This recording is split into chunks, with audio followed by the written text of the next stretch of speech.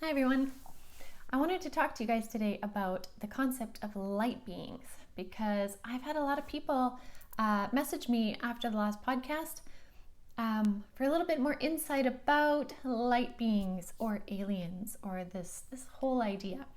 Now, my focus in my work isn't on aliens, just as my focus in my work isn't just on spirits that have passed, of deceased loved ones. Or just talking to angels. The focus of my work is talking to spirit, which is why I always lump it into the term spirit, because it's basically spirit to me is anybody who is not of this dimension, this 3D dimension, right? Those that are in spirit. And so included in that umbrella term is light being. And light being seems to be a more an easier to chew term than alien. And again, the term alien is just something that is not of this planet, right? It's not of this planet. So if we take the idea of angels, right?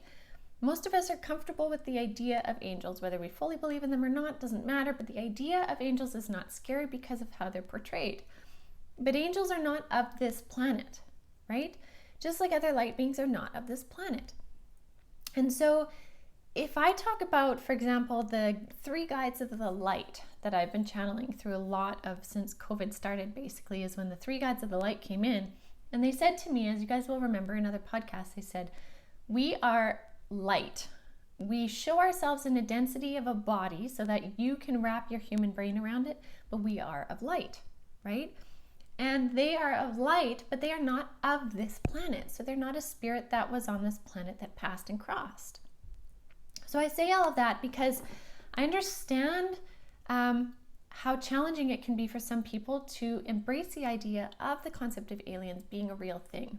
Because first of all, we have Hollywood, who has taken the concept of aliens and made it really scary in many ways, right? Not all of it. Again, I'm generalizing, but they've made it to be really scary, right? Like I can't even watch the movie Alien. That's too scary for me, even though I can communicate with light beings.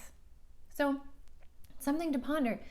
So what I want to say is, again, we have this idea of aliens being portrayed in movies, in media, in folklore stories of being scary. And the 80s, that was just like filled with these stories of abductions from the gray aliens. And yes, there are those gray aliens, but there aren't only gray aliens. Right? The greys are but one species. There's many different types, and the majority of them are beautiful, bright, ascended beings from different dimensions, from different galaxies, that are here to help us ascend as humans, just as we would help others grow and ascend as well. And so what I want to share, and I've shared this before, is about 8 years ago, when I was first approached with the idea of, 10 years ago, I was first approached with the idea of light beings. And these came in the form of Pleiadians. Okay, these Pleiadians are these tall Nordic type beings from the Pleiades star system, the 7 sister star system. You guys can Google it. And I'd read about them and I'd been urged to read about them. And when I read about them, I was like, nah, that's too crazy. Okay, 10 years ago. And then about 2 years later, these 3 beings approached me and they all came cloaked, right? They had their cloaks on. And they came forward and I said, okay, who are you? Take your cloaks off, as some of you know this story. And they said, no, we're not going to take our cloaks off because you're not ready to see the reality of who we are. And I kind of tried to say like, no, I'm fine. Show me who you are. And they said, no, you're not ready.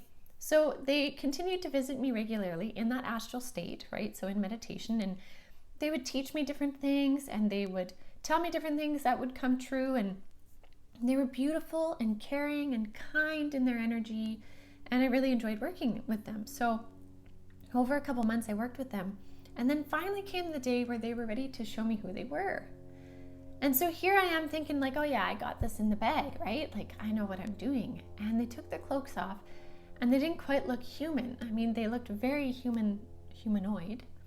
But they were slightly blue and they were really tall, 8-9 feet tall. And they call themselves Pleiadians. And there was one other, but I'll talk about that other one another time. And so I remember when they took the cloaks off, my human mind couldn't wrap itself around that being a truth, because I had already determined that aliens aren't real at that point. And so I was mad. I was mad when I saw that, because I said, well, great, Spirit, this is when mediumship becomes crazy. Again, this was my judgment back then. This is when mediumship becomes crazy, is when you start channeling aliens. Way to go, Spirit. Now I've just hit the realm of crazy. I quit, right? Because my brain was like, this isn't real. This can't be. Even though at that point I was comfortable talking to deceased loved ones or relatives of people and angels. And so I understand how bringing in a new belief system is really challenging for the human mind, especially if you've grown up thinking something is one way. But what I had to do is I had to go back to what the Pleiadians had taught me over the few months before, and the validity of it. It was real, and the things they said and showed me and taught me and even prophesized were all very much accurate. So I couldn't disregard what they had said, which was their whole reason for coming to me cloaked in the first place, to gain my trust so that I understood who they were, believed in them, and then they revealed themselves to me. And so it took me probably, I think at least around 2 months or so, for me to kind of like massage this idea into my reality. And once I did and I embraced it, it became more fluid, and my communication with Spirit became more fluid and more easy. And I learned that what I was learning to do was to break down limiting perspectives or limiting barriers to my growth. And I was opening up aspects of consciousness because I was willing to look at other potentials. And that's the thing, is even if you look at the way that they approached me with, let us show you what we're about. Let us give you an opportunity to trust in who we are, and then we will reveal the deep truth of who we are so that you can have some tools to accept us into your consciousness, which I thought was pretty amazing. So what I would like to do over the next little while is to share with you guys that are interested, and I'll figure out the platform of how to do this, but is to share more about the different types of light beings that I've come across. And I'm going to include angels in that.